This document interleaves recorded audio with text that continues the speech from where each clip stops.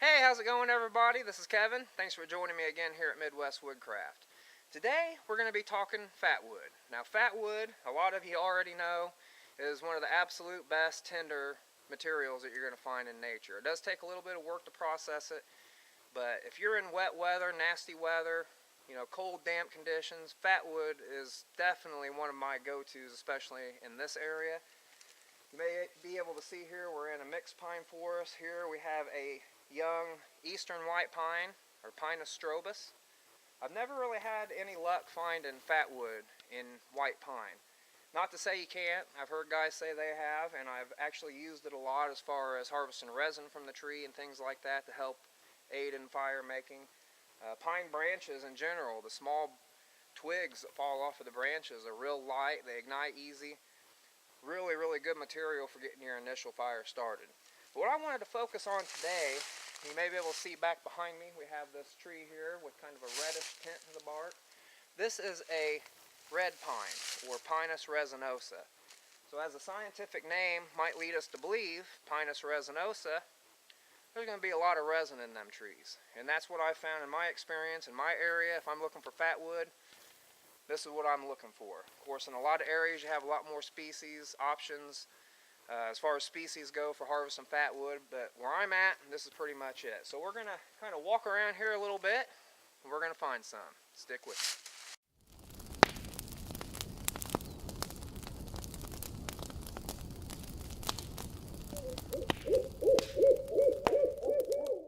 Okay, so you can see that I found a fallen pine here, and it's pretty rotted out, it's pretty deteriorated. But what I've noticed here is we have these branches sticking out, and they're real solid. When you bang on them, you can tell they're good and solid. So that's telling me is there's resin trapped in these little branches coming off here. What happens as this tree dies, the resin will stop flowing, and gravity will start making it lower down into the tree, and it'll get trapped in pockets of the tree. A lot of times you can find a lot of it in the root ball, because it settles in the roots as the tree dies. But you can also find it here in the crotch of these branches. And this is a trick my good buddy Ryan Rose showed me several years ago to make harvesting fatwood really easy. So what I'm going to do here, you could also use your axe, just knock these off. They're kind of hard to kick off. I've twisted an ankle or two trying to kick these off here because they stay pretty solid. What we're going to do is we're going to take our Laplander and we're just going to cut a couple of these off, and then we're going to see what we got inside. I can tell already cutting into this that it's good to go. So one thing you might want to do when you're harvesting this, you can see that nice color there is full of resin. What you might want to do is, if you got something to put it in, take the sawdust from where you were cutting, and that's actually what they call Maya dust, and you've already got this process down to either light it with a lighter or a ferro rod. So that makes your job a little bit easier. But I'm just going to take this with me. I'm going to get a couple more of these. We'll take them off somewhere and see if we can get them to light. Okay, so I got my fatwood here. We're just going to take and bust this down a little bit. And like I was saying earlier, you bust that open and you can see there, that's just saturated with resin.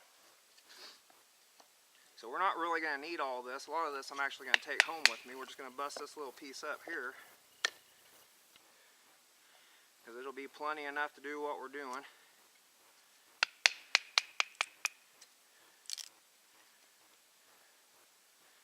You can bust a few of them up smaller.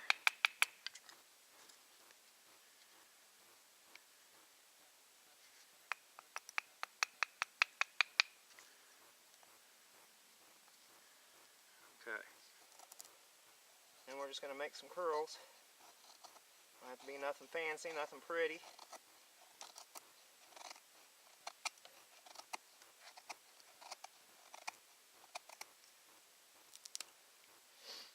And then I'm going to take the spine of my knife and make some scrapings.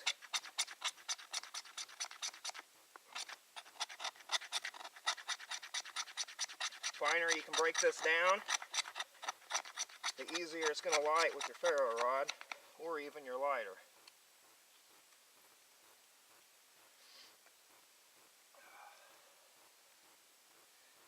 So we'll take and pile that up.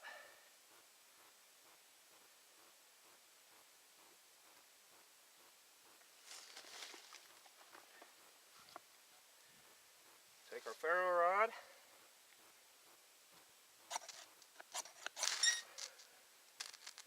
You can see it takes right off. And that's going to burn for a little bit, so you don't got to get in a big, huge hurry. You can see the black smoke coming off that, almost like burning plastic. That's that resin burning off in there. So then you just take your little pieces. Depending on your conditions, is going to depend on how much you're going to use. So on a day like this is going to be plenty. More than enough to get my fire going. If you got real crappy weather, you might want to bust down a couple of these bigger pieces. That way you got plenty to work with, and that'll burn for a good long time, dry out your wet material, and get your fire going. So you can see it burns really, really hot, really, really strong.